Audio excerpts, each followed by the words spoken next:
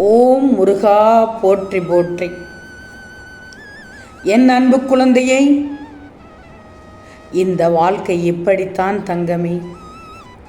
எப்படியும் வாழ்ந்து விடலாம், எப்படியாவது வாழ்ந்து விடலாம் என்று நினைத்து வாழ்பவர்களுக்கு சாதாரணமாக வாழ்ந்துவிட்டு போய்விடலாம். ஆனால் இப்படித்தான் வாழ வேண்டும், இவ்வாறு தான் வாழ வேண்டும் என்று ஒரு லட்சியத்தை வைத்து கொண்டு வாழ்ந்தால் சிறிது கரடு முரடான பாதையை கடந்துதான் ஆகணும்.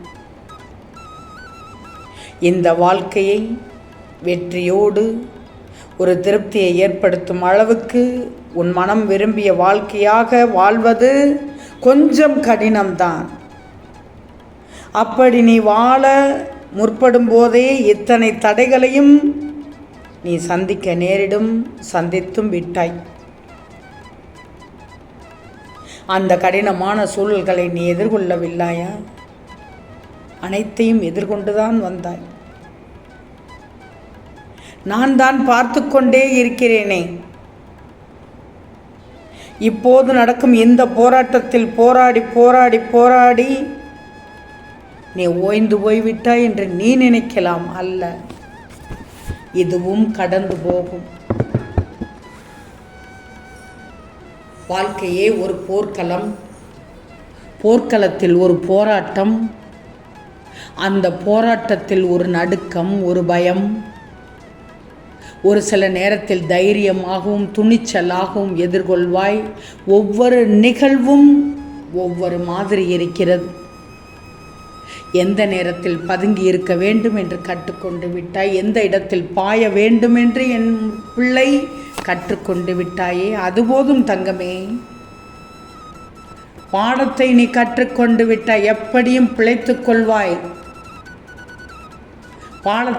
பாடத்தை கற்றுக்கொள்ளாவிடில் தான் தோல்வி. கற்றுக்கொண்டு விட்டாய். நீ அதை எந்த விதத்திலும் எந்த வடிவத்திலும் நீ கொண்டு செல்லலாம். அது உன் திறமை. உனக்கு கைவந்த கலை எது என்று எனக்கு தெரியும். அந்த உத்தியை இந்த பழனி முருகன் நிச்சயமாக உனக்கு தருவேன். எத்தனை போராட்டங்கள், எத்தனை போராட்டங்கள், ஒன்றா இரண்டா சொல்லி மாள முடியாத அத்தனை போராட்டங்களையும் ஏதோ ஒரு வகையில் ஒவ்வொன்றையும் வித்தியாசமாக கையாண்டு வந்து விட்டாய். திரும்பிப்பார், சற்று பின்னோக்கி திரும்பிப்பார். நீ வெற்றி கண்ட என் பிள்ளை என்பதை உணர்வாய். பழனி முருகனின் பிள்ளை, பாசத்திற்குரிய பிள்ளை. அதனால்தான் நீ ஜெயித்து வந்து விட்டாய். எழுந்து நடக்கும்போது அதில் சில நேரம் நீ கீழே விழப்போனாய். அப்பையும் என்னால் மேலும் எழுந்து வந்து விட்டாய். இன்னும் ஒரு விஷயம் வெற்றி நடை போட்டு விட்டாய். ஒரு சில விஷயத்தில் உடனடியாக வெற்றியும் கிடைத்து விட்டது. இப்போது எல்லாம் தெரிந்த விவரமாக மாறிவிட்டாய். நல்லது கெட்டது என பிரித்து பார்க்கும்போது அனைத்திலும் பக்குவம் அடைந்து விட்டாய். அங்குதான் நிற்கிறாய் பழனி முருகனின் பிள்ளை. இப்போது உன்னிடத்தில் பரிதவிப்பு இல்லை, பாசம் இருக்கிறது.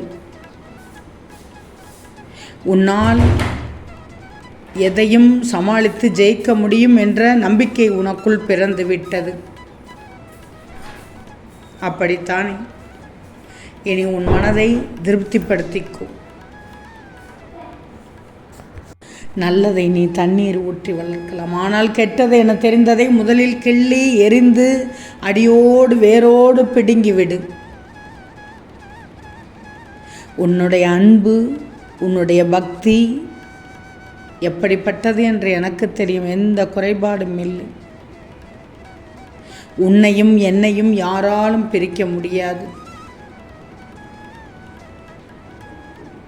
தங்கமே.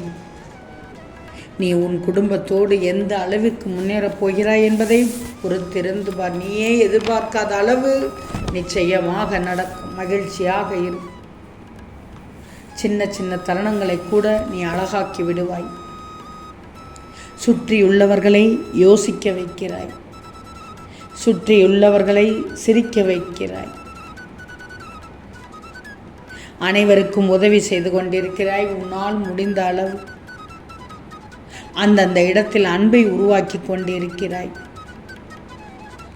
என் பிள்ளை, நீ எப்படியெல்லாம் இருக்கிறாய் என்பதை மற்றவர்கள் புரிந்து கொண்டு மற்றவர்களும் உன்னை போல் மாறப்போகிறார்கள். கள்ளம் கபடம் இல்லாத பிள்ளை.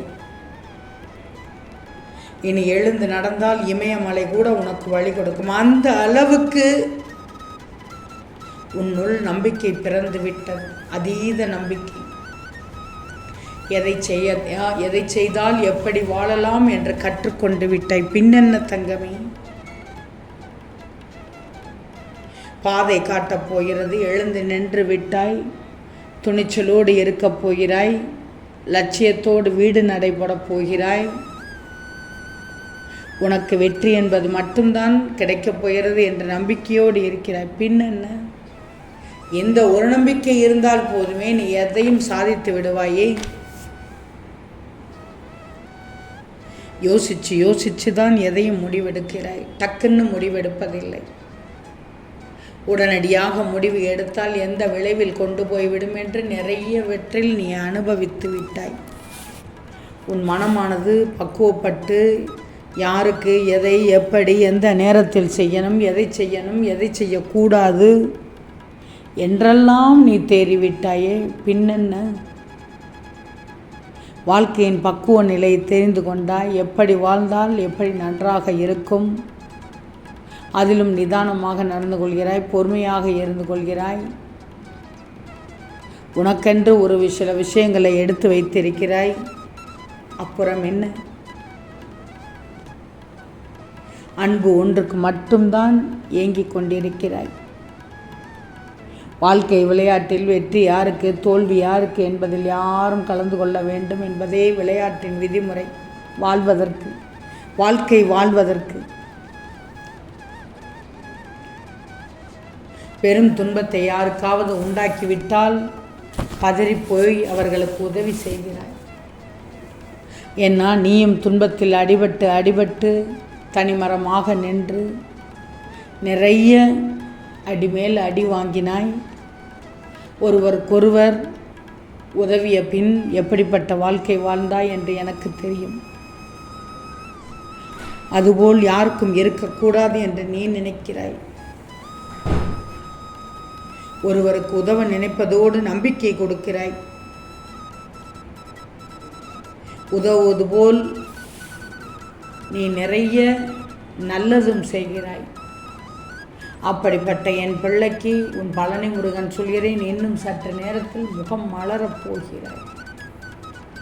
ஓம் முருகா போற்றி போற்றி.